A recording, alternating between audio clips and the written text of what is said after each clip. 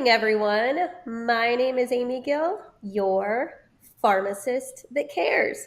So, it has been a few weeks since you guys have seen me here on a Thursday morning. If you've been watching my Facebook, you know we've been traveling to Italy. We actually just got back in late last night, so we are all messed up with jet lag. We were up at 5 in the morning because it's a 7 hour time difference. So, it's crazy. We've been doing laundry and unpacking and all that stuff today. So it was an amazing trip. There is lots more I'll be posting so you guys can watch all those things. But today, you guys are in for a special treat. I have got someone I'm going to interview that I think you are all going to love, and so many of you would benefit from this. And I thought this was a perfect person to have on here since I'm just coming back from vacation because she can help you not miss a beat while you're on vacation, especially when you're in those crazy time zones and you can't reply to people. How are you going to keep up with your business when you're trying to be traveling and enjoying some family time? So today we are going to talk with Barb Nelson with Beacon Virtual Assistants. Hi, Barb. Hi, good morning. I am so glad you're on here. I thought about you numerous times, pretty much almost every morning when I would wake up to a whole bunch of text messages and thinking, oh, wait, I can't reply to those. And thinking of how many people run businesses and how do they do it, right? How do they enjoy that family time when they're gone and they're constantly bombarded with all those phone calls, all those emails? So that's really what I want to talk. I want to talk about first who you are, what do you do, since I'm talking about, I mean, it's kind of in your name, but give people a little bit more about what you do. Great. Thank you for having me. First of all, I'm pretty excited to be here. So I'm Barb Nelson. I own Beacon Virtual Assistants, and basically what we do is, in a nutshell, we take care of all those non-profitable processes, all those things that keep you tied to your desk rather than out running your business or growing your business.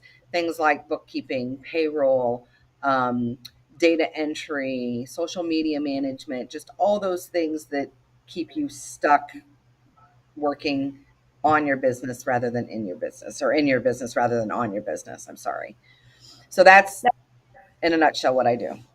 Now, one thing that I love that you did not mention is I know it's, and you don't always do it just around Christmas time. You do it, thank you notes. You do handwritten notes for people.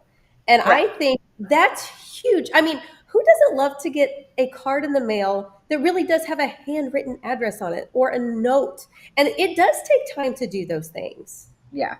Well, and one of the things too that a lot of business owners, I think, probably would like to do but don't necessarily have the time to do, birthday cards to their employees, thank you cards to their employees. We will actually send them out with gift cards in them for whatever, Starbucks gift cards or whatever. And then they get home from work and they've got this handwritten card that they're going to open because it's handwritten, right? Because nobody sends handwritten anything anymore. So then they get home to this card and they open it up and there's just a little token, just a little, $10 gift card for QT or $10 gift card for Starbucks or whatever. And it just kind of, oh, because sometimes as business owners, we forget to tell them how much they mean to us, how much we care about them, and they're the face of our business. So I do that with most of our employees as well. But yeah, birthday cards, anniversary cards, that kind of stuff. Christmas cards is a big one. And again, who doesn't love to get those in the mail, right? And that's what you do open up. But those little things, and as your business grows, it is hard to keep up on those little things. Yep. It truly is. And they want to have the time to be out there networking, to grow their business. But like you said, if they're constantly tied to their desk or their phone and trying to reply to all those things, they can't do it. And I know it's hard to release sometimes some of that control, as a business owner, but it's so important. It's so important as self-care, to be able to do that. So what do you really see as self-care? Well, self care is different for everybody. I mean, it depends on what's important to you. For some people, it's the gym. For some people, it's religion. For some people, it's, getting a massage or um, taking a walk, taking the dogs out, whatever. It's different. And quite honestly, for me, it's different weekly, monthly, daily, depending upon what I've got going on at the offices, what kind of stress Because, of course, being in an office with employees, there's also different types of stress, right? Stress from customers, stress from deadlines, so it just kind of depends on what I've got going on. Sometimes it's just a 20-minute power nap, and everybody just kind of has to learn what works best for them. Absolutely, because nobody's life is the same. Nobody has the same wants and desires. So it really is whether. I mean, sometimes I just enjoy walking around the mall. Just because you don't have to think about anything, right? You're just walking, relaxing, walking around the park, or just sometimes sitting in the quiet. um, Right. I, I I think is important, and it's just finding the time to do that. And like your little thing showing now, not being behind all that paperwork, that does pile up, and it piles up for all of us. Well, and part of the problem is you can't pour from an empty vessel. You hear that all the time. You can't pour from an empty vessel. If you, as the business owner, are not living your best life, being your best self, you're not going to be good for anybody in your business, your employees, your customers, or the business in general. That is so true. And when I was the pharmacy manager, that's exactly what I stressed to my staff. I mean, some days I didn't feel it either, right? But when I came in, I knew that I had to be my best self. I had to do it for the employees that I'm with and for the patients that are coming in that are not feeling well, because Hmm. they don't want to hear your problems, right? They've got their own or they wouldn't be at the pharmacy. And I had to have that conversation frequently with some of my technicians. I mean, we all have bad days. And sometimes it was just me taking them to the side and chatting for just a couple minutes, just to hear what's going on with them, what is wrong, and just to let them Right. talk about it. Because, we have to perform our best when we are there. And that's exactly what you're talking about doing. So how do you stress self-care to your clients? How do you make it so important I mean, what kind of different things? I mean, obviously you gave some examples, but how do you stress this to them with their business and how they can use you? Delegating. People don't look at delegation as self care, but delegation is absolutely self care. Because if you delegate to somebody, whether it be me, whether it be somebody that's already on your staff, if you delegate something to somebody and train them how to do it, make sure you have the processes in place to be able to train them how to do it, you don't have to micromanage them. If you don't have to micromanage them, that gives you more time to either, like I said, go networking or go um, pick up new clients or to practice that self care that everybody so desperately needs. And I think as business owners, we have a tendency to ignore our needs. Our needs. We try to take care of everybody else and what everybody else has going on, but we try to ignore our needs. And that is one of the worst things you can do for your business, because if you crash and burn, your business is going to crash and burn with you. Absolutely, absolutely. So one thing that I think that people don't understand is they think they can do it all, right? They're like, no, I don't want to spend the money on an assistant or a virtual assistant. I think that's a waste of resources. But what do you say to somebody? Because I mean, I know what I would say, but that's not my expertise. So what would you say to somebody if they came to you and said, I just don't know if it's really worth it, if I can put that into my budget? Why should they do that? They should do that because then you know everything is going to get done A, on time, B, to the standards that you would like them or need them to be done.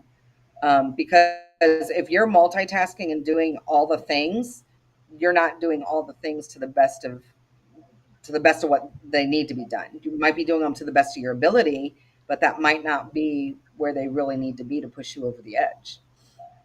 So you really can't afford not to, because you want to be your best self as far as presenting your business in the best light. And in order to do that, you need everything being on top notch level. And if you're trying to do it all, it's just not going to happen. That's just the reality. And I think what people see sometimes, which is crazy, they see it as a weakness if they ask for help. And I Right. know that I myself have been guilty of that. Even as the pharmacy manager, I try to do everything, absolutely everything. And then, as the technicians were allowed by law to do more and more things, at first it was a little hard to give up some of those things. But Yep. then, just like you said, I trained them to do that. And it gave me more time to do the things that only I can do. Because as a pharmacist, there are certain things that only I can do, but it gave me that time to do those and do those 100%. And I think even as a mom, Yep. I definitely do not wear a cape, and I can't always do it all, right? And I have to ask for help sometimes. I have to ask for somebody maybe to pick one of my kids up because I have to be somewhere with the other one. I just can't always do it. And at first I thought, oh, I hated to do that. But I think we need to kind of get over ourselves and Right. realize asking for help is not a sign of weakness. In my case, when people would offer, they wouldn't offer if they don't want to help. Let them help you. And in your case, you're a service, but it's the same thing. Right. You wouldn't have a business as a virtual assistant if people didn't need your service because they do need your service. Yes. Well, and I will say delegation, that first item that you delegate is going to be the worst. But as far as like being comfortable doing it, that's going to be the worst. But then as soon as you do that and you see how much more productive you're being, how much better you feel because you're under less stress, right? Because we all know stress affects us in all kinds of ways. You're going to feel better, you're going to get more done, you're going to see the productivity increase all around you, and then that makes delegating the next task a little easier. It gets easier every time you do it, I think. And No, that's like you said, absolutely. that's at home, that's everywhere. That's at home, that's in business, all of it.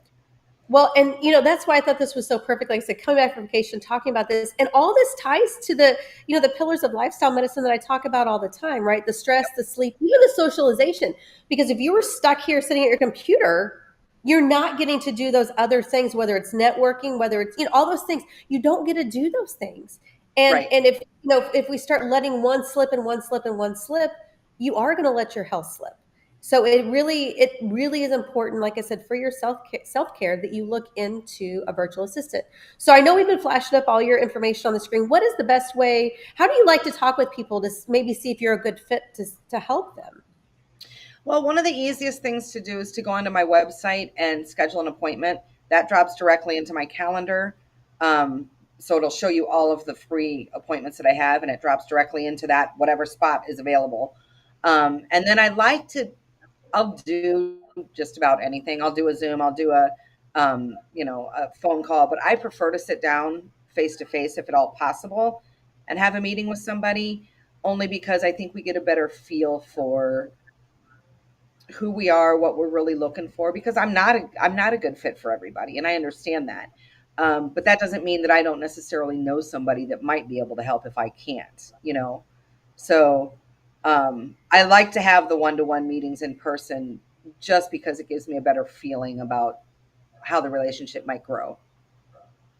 Exactly. Exactly. I think so. There's something about being in person with someone across the table from each other that just it makes it so much better. And like you said, you see how you fit with everybody, Right, because that is important. Because if they are going to give up this part of their business and part of what they do to delegate, they want to give it to somebody they know, like, and trust. And the best way to right, know, like, and trust you is to sit down and have a conversation with you.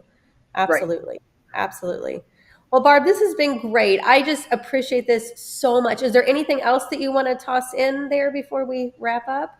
No, I don't think so. I think we covered a lot of it. I think we covered most of it. Thanks for having me. This was Oh fun. my gosh, thank you so much. I love showing people different aspects of your health and wellness. And I really think this is such a stress reliever and so important for your self-care is delegating and Yeah. finding that virtual assistant that can help you just live a better life and grow your business because that's what we all want to do, right? We want it to grow, but we don't want it to consume us. We want to be able to still enjoy life as we're reaping the fruits of our success, and this is exactly how to best do it. And I think a lot of people forget that stress leads to illness. So if you stay as a business owner, we're stressed all day long. We're stressed about a million different things. And if you can't get away from it or at least shed some of it, you're going to get sick. That's the nature of the beast. Absolutely, absolutely, because like I said, you're letting each one of those pillars of lifestyle medicine just fall down around you if you're Yep. not if you're not doing that. So absolutely.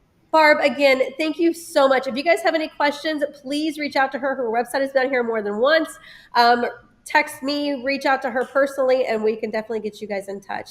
Thank you again, Barb, so much for jumping on and just giving a little bit about all the amazing things that you can do and take off our plates as a business owner. Thank you. See you soon. Thanks. Thank you guys so much for joining us today. My name is Amy Gill, your pharmacist that cares.